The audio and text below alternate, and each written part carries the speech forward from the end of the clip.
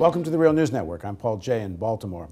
Antero Pietila worked for the Baltimore Sun for 35 years. He retired in 2004, after which he wrote the book Not in My Neighborhood, which tells the story of how one of America's great American cities, and in fact many American cities, were shaped by quite systemic racism. Now joining us to talk about all of this is Antero Pietila. Thanks for joining us. Thank you. Talk a little bit more about this whole process in terms of some of the findings in your book. Well, what I demonstrate is something that is not unprecedented, but I outline it in more detail than anybody else. And that is the federal government's complicity in all of this.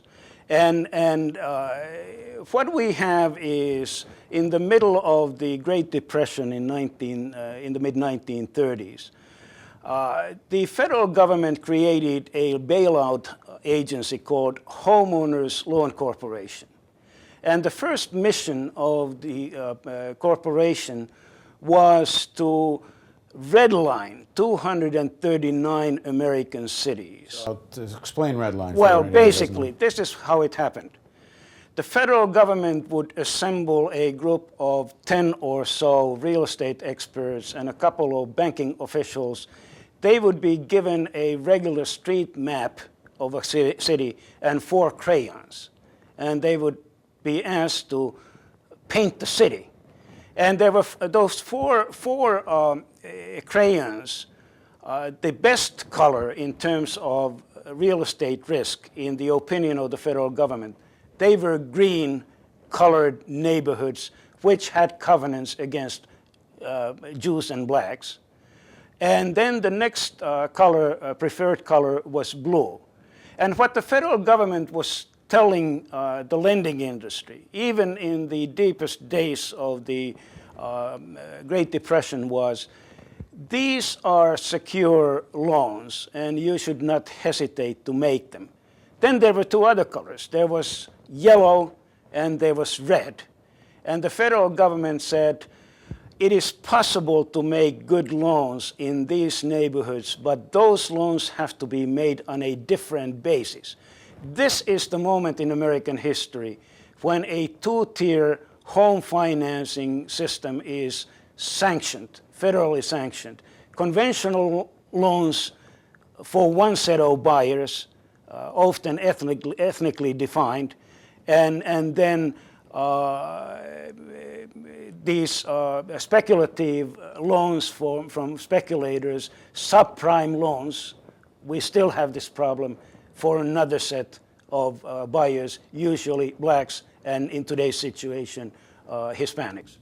And the nature of the subprime in those days was much higher interest rates.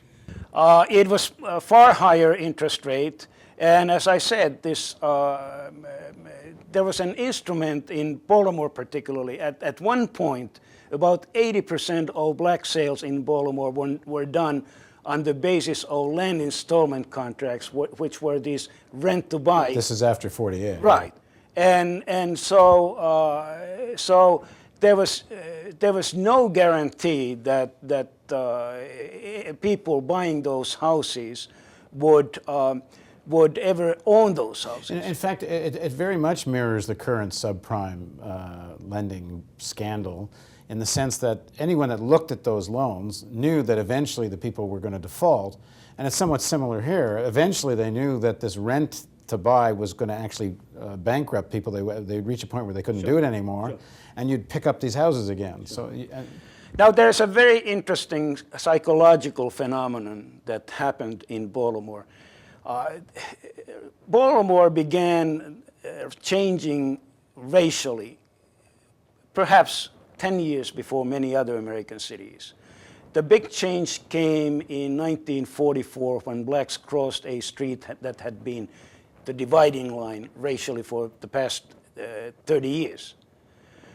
And the name of this is McCullough Street? No, this was Fulton Avenue. One side was black and the other side was white, and in 1944, just before Christmas, the first black family crossed over, and then everybody got scared. And this was the starting point. But it is kind of interesting that there are a couple of early racial change neighborhoods.